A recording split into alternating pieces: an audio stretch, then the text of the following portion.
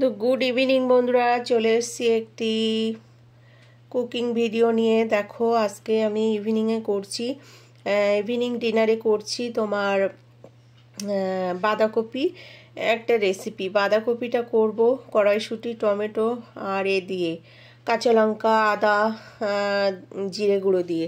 তো আমি আগে সুন্দর করে কেটে নিচ্ছি, এটা কেটে নিয়ে সিদ্ধ বসাবো, ঠিক আছে? তো দেখতে থাকো ভিডিওটা, আশা করি তোমাদের ভালো লাগবে। কোনো মশলা ছাড়াই জাস্ট রুটি দিয়ে খাবার জন্য সবজিটা বানাবে, দারুণ টেস্টি লাগে। কিন্তু হালকা করে কিন্তু মিষ্টি দিতে হবে এতে, তাহলে ভালো লাগবে।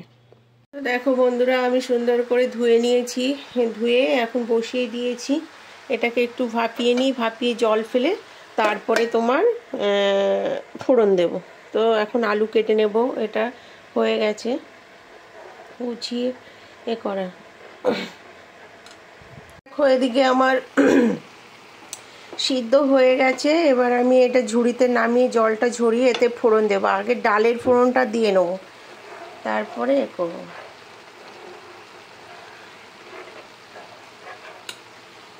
তো এবার বাঁধাকপি দিয়ে করব।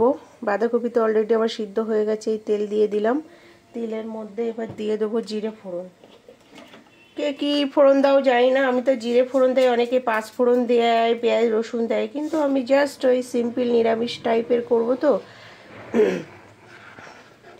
তো এর মধ্যে এই যে জিরে ফোড়ন দিয়ে দিয়েছি একেবারে। আলু ভেজে টমেটো সব দিয়ে সিম্পল একদম করব।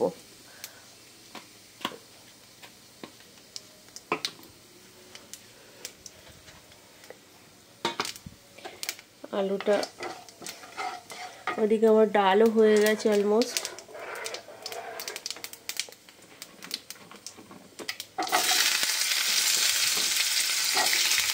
তো দেখো এদিকে আমার আলু ভাজা হয়ে গেছে। এবার এর মধ্যে দিয়ে দেবো একটু আদা ফোড়ন, এক এক করে সব এবার দিয়ে দেবো, ঠিক আছে? তারপরে যে কড়াইশুঁটি আর কাঁচা লঙ্কা দিয়ে দিলাম, আর দিয়ে দিলাম টমেটো।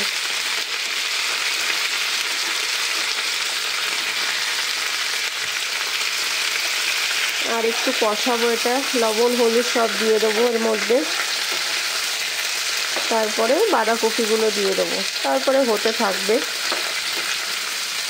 তারপরে ফাইনাল লুক তোমাদের দেখাচ্ছি। এই ছিল আমার বাঁধাকপির তরকারি, ঠিক আছে? সিম্পল একদম।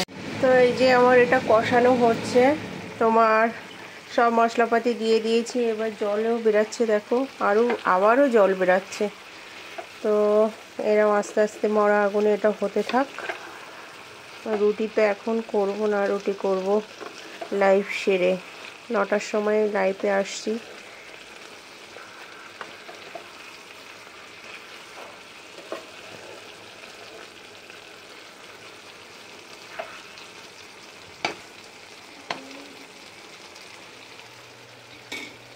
দেখো বন্ধুরা, অলমোস্ট আমার বাঁধাকপি রান্না ডান।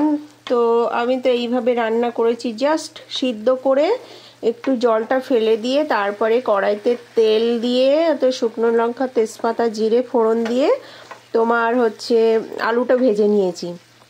আলু ভাজা হয়ে গেলে তার মধ্যে তোমার ওই টমেটো, তারপর কড়াইশুঁটি আর হচ্ছে কাঁচা লঙ্কা সব দিয়ে দিয়েছি।